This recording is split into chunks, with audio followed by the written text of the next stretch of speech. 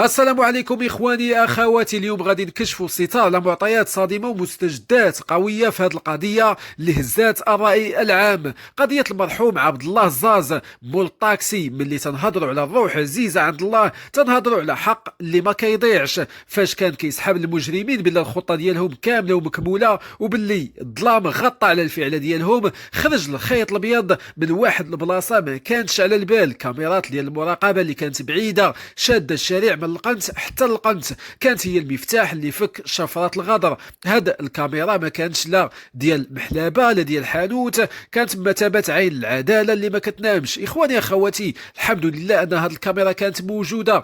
كمحللين كنشوفوا باللي ابشع انواع الجرائم هي اللي كتجي من القريب. تخيلوا معايا المتهمين ماشي غرباء على هذا السيد، هادو شوافريه زملاء المهنه، واحد عنده في العمر ديالو 40 عام والاخر عنده 49 سنه. والصدمه الكبيره ماشي هي هادي، واحد فيهم كان كيجري في المظاهرات ومشى للجنازه ديال هذا السيد وهز النعش ديال المرحوم على كتافه. كثر من هذا الشيء اخواني راه ما يدخلش على العقل. ايه الملحه دودات كيف ما كنقولوا في الامثال الشعبيه ديالنا. القاتل كيبكي في الجنازه وهو اللي صفاها للسيد. هاد الناس حاولوا يمسحوا البصمات ينقيو الطاكسي مزيان، ولكن نساو باللي الروح غاليه عند الله. كيف ما كنقولوا النيابه العامه اليوم متبعاهم بتهم ثقيله والمؤبد كيتسناهم، حيث الجريمه كانت فيها نيه القتل والتنكيل ماشي غير السرقه.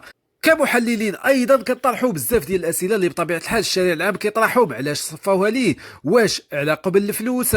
اخواني اخواتي، الجواب هو لا. الشفار كياخذ اللي بغاو يمشي، ولكن هادو ضربوا السيد مزيان بالضرب حتى فارق الحياة. السبب الحقيقي هو الحسد وتصفية الحسابات. المرحوم عبد الله كان معرفة في منطقة الهروشي، معروف مزيان بالطيبة ديالو وبالانضباط ديالو بالضبط حدا سبيطار ديال الدراري الصغار. كانت معروفه عليه انه كيدير الخير بزاف. حدا داك السبيطار كان كيهز العيالات المقهورات كيوصل الناس ب8 ديال الدراهم بحال في النهار بحال في الليل، واللي ما عندوش كيركبوا فابور. هاد المعامله الانسانيه كانت كطيح عليهم هما السوق، كطيح عليهم السوق وما بقاوش حاملينه وما بقاوش حاملين الافعال ديالو، كيفاش كيتعامل وكيفاش كيتعاون مع الناس وكيطيح السوق على الزملاء ديالو. الناس كانت كتسناه هو وما كتركبش معاهم، وهذا الشيء زرع في قلوبهم الحقد والغيره. وكتحليل للواقعه المجرمين خططوا لكل شيء، استغلوا الطيبه ديالو حتى كيعرفهم كزملاء. واحد ركب معاه في جهه والاخر تسناه في جهه ثانيه تحت ذريعه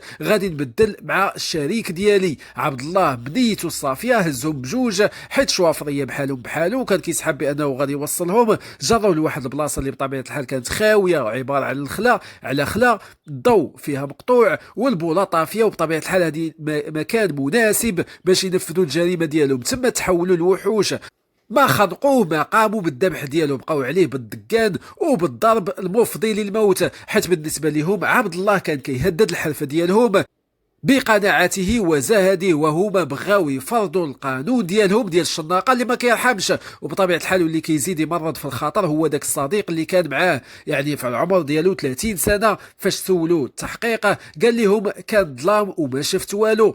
سبق الميم ترتاح، وهذه هي الخطه اللي مشى بها. خاف على راسو وما بغاش يشهد بالحق، وهو عارف شكون متربص بعبد الله. هذا الصمت هو اللي كيزيد يقتل الضحيه مره ثانيه. ولكن بالمقابل شوفوا الوفاء ديال الزوجه ديالو اللي لبسات الابيض من الدقيقه الاولى وحضناته في الوداع الاخير ديالو. شوفوا الولد ديالو اللي مشى حافي القدمين في المقبره، هاز الاب ديالو حتى وصلوا للقبر ديالو. هذه المشاهد هي اللي كتبين شكون هو عبد الله الزاز وشكون هما هادوك اللي غادي يتعفنوا في الحبس. شكرا لكم يا اخواني على المتابعه، والسلام عليكم ورحمه الله.